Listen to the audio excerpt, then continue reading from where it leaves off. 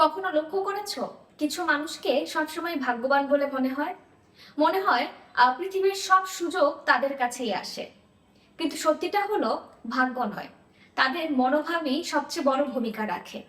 কেননা তারা সবসময় ছোট ছোট সুযোগগুলোকে সর্বদাই কাজে লাগায়, সঠিকভাবে সময়টাকে ব্যয় করে, এমনকি তারা ধৈর্য ধরে যে কোনো কাজ করে, যার ফলে তারা সর্বদাই সফলতার দিকে এগিয়ে যায়।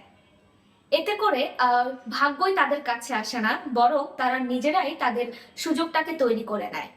চাইলে তুমিও ভাগ্যবান হতে পারো তাদের মতো, যদি তুমি তোমার মনোভাবটাকে বদলাতে পারো। কারণ ইতিবাচক চিন্তা আমাদের জীবনকে করে তুলতে পারে অনেক বেশি সুন্দর এবং অসাধারণ। তাই প্রত্যেকেরই উচিত যে কোনো কাজের ক্ষেত্রে ইতিবাচক চিন্তা করা এবং আহ, ভালোভাবে সেটাকে এগিয়ে নেওয়া। তার কারণ হলো, তুমি যখন নেতিবাচক চিন্তায় মশগুল থাকবে, তখন তোমার চারপাশে সবকিছু নেগেটিভই ঘটতে থাকবে। সো সর্বদাই পজিটিভ থিঙ্কিং করাটাই সবচেয়ে বেশি আমাদের জীবনে গুরুত্বপূর্ণ।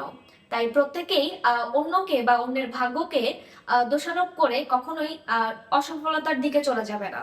চেষ্টা করবে নিজের ভাগ্যকে পরিশ্রমের দ্বারা পরিবর্তন করতে। কারণ তোমার চারপাশের কাজের কারণেই তুমি তোমার ভাগ্যকে দোষারোপ করছো, আবার তোমার কাজের ফলের কারণেই তুমি তোমার ভাগ্যকে সুন্দরভাবে বাহবা দিচ্ছ। সো এভাবেই নিজেদেরকে চিন্তা করতে হবে সর্বদা। তাই অন্যের ভাগ্য ভালো তাই বলে সে পেয়েছে, তার ভাগ্য ভালো বলেই সে সর্বদা পাচ্ছে, এটা কিন্তু ভাবা যাবে না। এটা ভাবা মানেই তুমি এক ধাপ পিছিয়ে গেলে। তুমিও চাইলে সম্ভব তোমার ভাগ্যকে পরিবর্তন করা, তবে তার জন্য তোমাকে ইতিবাচক মনোভাব রাখতে হবে এবং তোমাকে সঠিক ওয়েতে পরিশ্রম করতে হবে আর সময়টাকে কাজে লাগাতে হবে।